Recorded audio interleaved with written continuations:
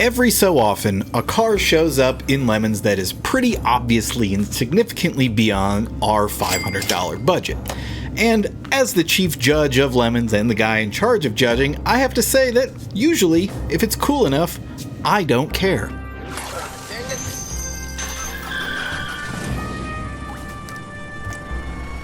Okay, just want to give you a quick refresher on how the Lemons budgeting works. If a fancy-looking Lemons car shows up online, sometimes you will see in the comments below something to the effect of, "How is that allowed to run in Lemons?" Here's what you need to know. We allow pretty much anything to run in Lemons as long as it passes our safety tech. Safety tech is like the one thing we take seriously. Everything else in Lemons, meanwhile, we really don't take too seriously.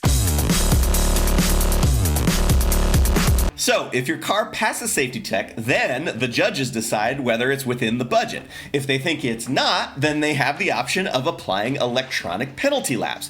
You don't lose out on track time if you get penalty laps, but your official standings might have some negative laps added to your total. Now, why do we do things this way? Well, for one, we want to encourage people to build inspired, crazy, weird, fun stuff that may or may not fit in the general rules of our budget. And that kind of happened with Distilled Racing and their team captain Paul, who showed up out of the blue at Thunderhill with a freaking LS-powered road race setup 1941 Ford. Now, as a gearhead and metal fabricator, Paul has always had half an eye out for weird projects, which is how he just stumbled across a derelict 1941 Ford Coupe outside of Phoenix when he was in town for his son's baseball tournament. While not everyone understands the appeal of a shell of an 80-year-old car full of bullet holes in the desert, Paul certainly did, so do we, and then he towed it home to California without any particular specific purpose in mind. But just a few months later, some of Paul's friends were racing with us in Sonoma, and he got the idea at that time that this Ford should be turned into a Lemons race car.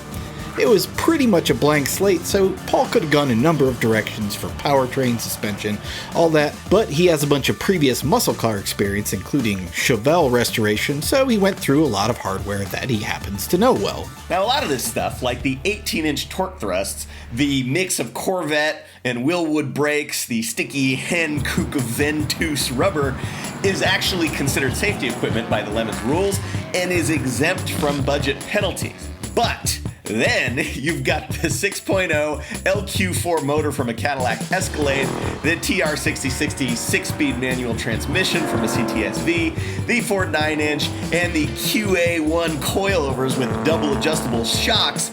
All of that, in fact, does count toward the budget and is subject to penalty laps from Lemons judges. Labor, meanwhile, does not count toward the budget, and Paul has hundreds of hours of his blood, sweat, and swap meet hunting included in building this thing. Total money spent on this thing is not as much as you'd think, actually. Regardless of all of that, penalty laps weren't a huge consideration for Paul. His main goal was to build something unique, but also fully functional and fast. And you know what? That's the kind of thing we'd like to see in Lemons too.